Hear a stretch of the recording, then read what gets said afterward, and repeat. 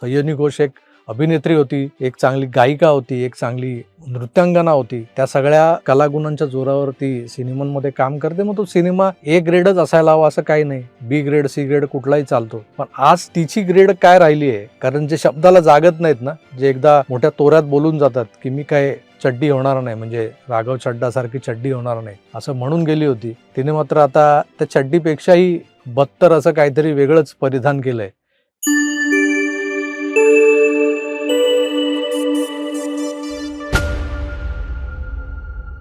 घर फिरलं की वासही फिरतात अशी एक म्हण आहे आपल्या मराठीमध्ये. आणि त्याचा प्रत्यय आता सध्या कुठे येतोय तुम्हाला, तर तो पश्चिम बंगालमध्ये. ममता बॅनर्जी यांच्या ऑल इंडिया तृणमूल काँग्रेस या पक्षाची जी शक्ल झाली आहे, निवडणुकीचा निकाल लागताच ते आपण पाहतोच आहोत. आणि गंमत म्हणजे मी त्या सगळ्या लोकांची निवडणुकीच्या दरम्यानची भाषणं ही पुन्हा पुन्हा ऐकतोय गेले काही दिवस. खरोखर गंमत येत होती मला ती सगळी भाषणं ऐकताना. म्हणजे अगदी युसुफ पठाणपासून सगळ्यात गाजलेली आपली ती डुगडुगीवाली सय्यनी घोष. आता या सय्यनी घोषने एक मुलाखत दिली होती एका पोर्टलला, त्यावरही मला बोलायचं आहे. त्यातल्या काही गोष्टी फार चमत्कारिक होत्या आणि त्या सगळ्या ऐकताना करमणूक, मनोरंजन वगैरे सगळं होत होतं. पण कुठेतरी असा एक वास येत होता त्यावेळेला की तृणमूल काँग्रेसने आणि ममता बॅनर्जींनी अशी काही तटबंदी पश्चिम बंगालमध्ये मजबूत करून ठेवली आहे की काही झालं तरी यावेळेसही 200+ जागा घेऊन पुन्हा ममता दिदी जिंकणार आहेत.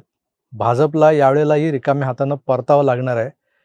कारण या सगळ्या मंडळींमधला जो जोश होता ना, जी खात्री होती त्यांना की काही झालं तरी ममता बॅनर्जी या पुन्हा एकदा मुख्यमंत्री बनणार आहेत. आणि ही सय्यनी घोष जी आहे ती म्हणाली होती की मी कदाचित पुढच्या वेळेला ममता दिदीला पंतप्रधानपदी बसलेलं बघेन किंवा बघायचं आहे मला.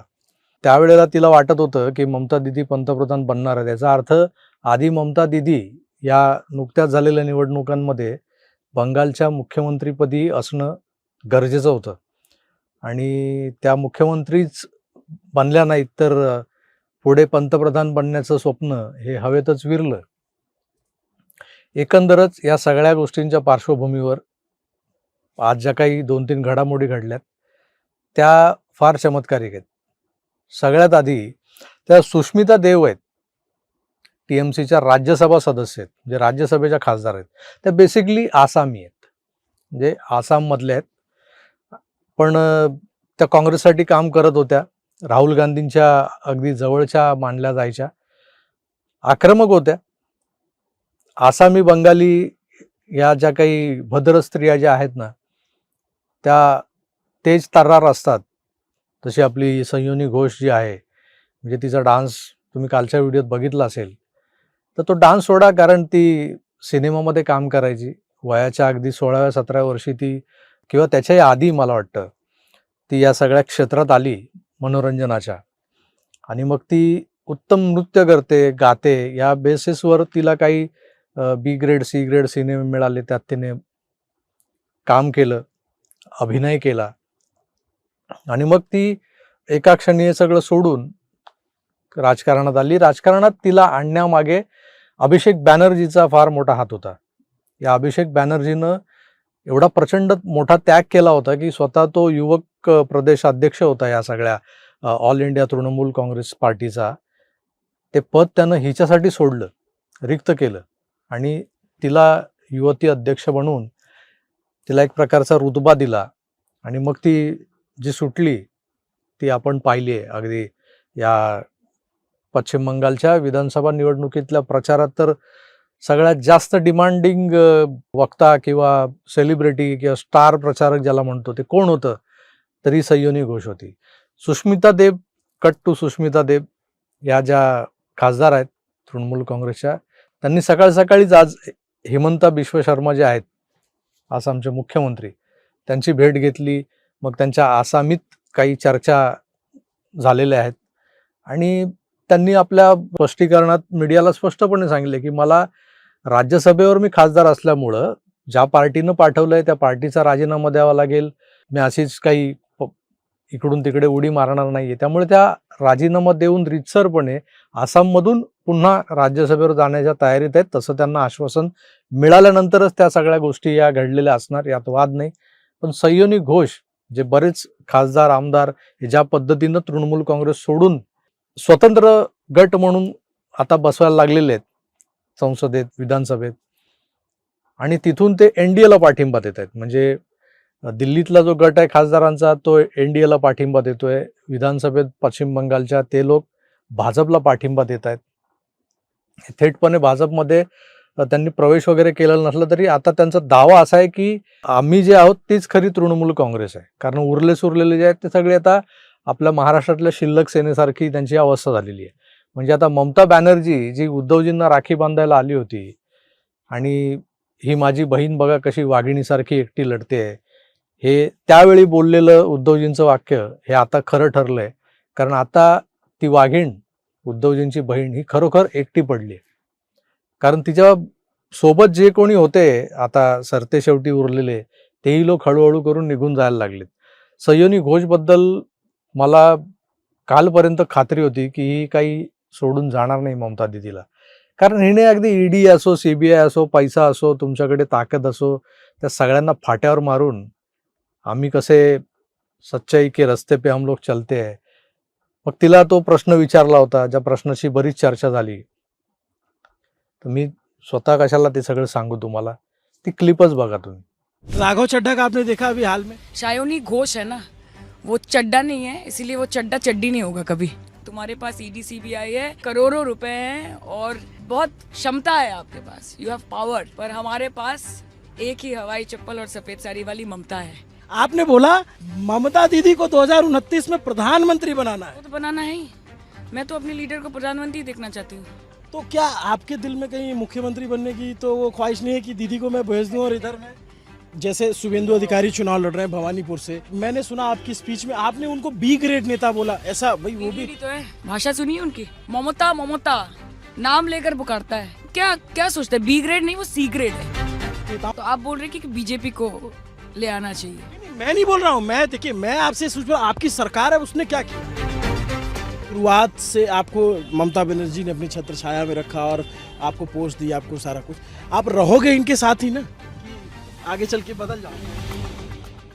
पाहिलीत किती तडफेनं ही सय्योनी बोलली होती की ईडी असो, सीबीआय असो, कोणी असो, किती मोठ्या ज्या शक्ती आहेत त्या आमच्या मागे लागोत, पण मी काय राघव चड्डा नाहीये, मी सय्योनी घोष आहे. त्यामुळे मी काय या सय्योनी घोषची चड्डी होणार नाही. आता माफ करा, म्हणजे सय्योनी घोषची चड्डी नाही, म्हणजे ती असं म्हणाली होती की राघव चड्डाची चड्डी झाली, मी सय्योनी घोष असल्यामुळे दुसरं काहीतरी होईल पण चड्डी नाही होणार. आता जे काही घडलंय त्याला आता काय म्हणायचं, चड्डी, बनियान, अंडरवेअर की लंगोट, हे जे काही चाललंय आपल्या समोर, माणसं किती फटाफट बदलतात हे बघून खरोखर आश्चर्य वाटतं. आणि मग आपल्या या मराठीतल्या म्हणी कशा यथार्थ आहेत याची जाणीव होते की घर फिरलं की वासेही फिरतात. ज्या वेळेला या ममताचा अगदी चढता आलेख होता, चढा काळ होता, उमेदीचा काळ, तळपत होती ती, बंगालमध्ये कुणाची टाप नव्हती ममता दिदींच्या विरोधात काही बोलण्याची. अशा वेळेला तिला जे चिटकले, आता या सय्योनी घोषची लायकी काय, ती त्या शुभेंदू अधिकारींना म्हणाली होती तो तर बी ग्रेड काय तो सी ग्रेड क्लासचा माणूस आहे, व्यक्ती म्हणून अगदी सी ग्रेड आहे, बी ग्रेडही नाही. ही बया स्वतः बी ग्रेड सी ग्रेड सिनेमांमध्ये काम करून मोकळी झालेली आहे. आता बी ग्रेड सी ग्रेड सिनेमांमध्ये काय असतं हे तुम्हाला वेगळं सांगायला नको. बरं ठीक आहे, ते उपजीविकेसाठी, चरितार्थ चालवण्यासाठी माणूस जो काही व्यवसाय करतो, अभिनय हा एक व्यवसाय. सय्योनी घोष एक अभिनेत्री होती, एक चांगली गायिका होती, एक चांगली नृत्यांगना होती. त्या सगळ्या कलागुणांच्या जोरावर ती सिनेमांमध्ये काम करते. मग तो सिनेमा ए ग्रेडच असायला हवा असं काही नाही, बी ग्रेड सी ग्रेड कुठलाही चालतो. पण आज तिची ग्रेड काय राहिली आहे, कारण जे शब्दाला जागत नाहीत ना, जे एकदा मोठ्या तोऱ्यात बोलून जातात की मी काय चड्डी होणार नाही, म्हणजे राघव चड्डासारखी चड्डी होणार नाही असं म्हणून गेली होती, तिने मात्र आता त्या चड्डीपेक्षाही बत्तर असं काहीतरी वेगळंच परिधान केलंय याबद्दल वाद नाही. अर्थात हे सगळं सर्व शक्तिमानाच्या भारतीय जनता पक्षाकडे आकर्षिले जात आहेत, तर हे उगाच आकर्षिले जात नाही आहेत. बोलायला यांच्या मागे ED, CBI, IT, income tax या सगळ्यांना आम्ही फाट्यावर मारतो असं ज्या वेळेला बोलायचं होतं तेव्हा बोलून गेले. आता हे करून दाखवायची वेळ जेव्हा आली होती ना, ज्या वेळेला तुमच्या डोक्यावरचा हात जो होता त्या ममता बॅनर्जीचा तो उठला, ती जी ऊर्जा स्त्रोत ज्याला म्हणतो आपण, जी पॉवर हाऊस जे होतं, की ती मोबाईलमधली बॅटरी असते, ती बॅटरी टाकली किंवा ती एखादी बोलकी बाहुली असते त्याच्यात आपण तो सेल टाकतो. मग सेल टाकल्यानंतर ती बाहुली अशी नाचायला लागते, काहीतरी ते वाजवायला लागते. अशी खूप खेळणी लहानपणी माझे वडील मला आणून द्यायचे. त्यात असं एखादं माकडही होतं जे डुगडुगी वाजवायचं. मग त्यासाठी सेल लागायचा. हा सेलच जर काढून घेतल्यानंतर ही माकडं त्यांची डुगडुगी वाजवणं बंद करतात. ह्या ज्या बाहुल्या आहेत त्या एक प्रकारचं मान हलवून जे गोंडस नृत्य करून दाखवत असतात ना, तेही बंद करतात. म्हणजे यांच्यामध्ये जे काय चैतन्य असतं ते त्या सेलचं कर्तृत्व असतं. तो सेल जेव्हा निष्प्रभ ठरतो, ती बॅटरी उतरते, ड्रेन होते आजच्या भाषेत सांगायचं तर, त्यानंतर ती कोणाच्या कामाची नसते आणि मग हे बोलके बाहुले जे आहेत ते उघडे पडतात. आता जे उघडे पडलेत ते तुमच्या समोर आहेत. हळूहळू अजून किती लोक उघडे पडतील याचा काही नेम नाही. बघूया ही यादी किती मोठी होत जाते. एकूण तृणमूल काँग्रेस खाली होण्याचा जो काही सपाटा लागलाय तो कुठे येऊन थांबतोय ते पाहणं रंजक आहे. त्यामुळं मी तुर्तास इथेच थांबतो. पुन्हा भेटूच. तोवर मोजदाद चालू ठेवूया आणि पाहत राहूया आपलं आवडतं YouTube चॅनल आकार DG9. धन्यवाद. नमस्कार.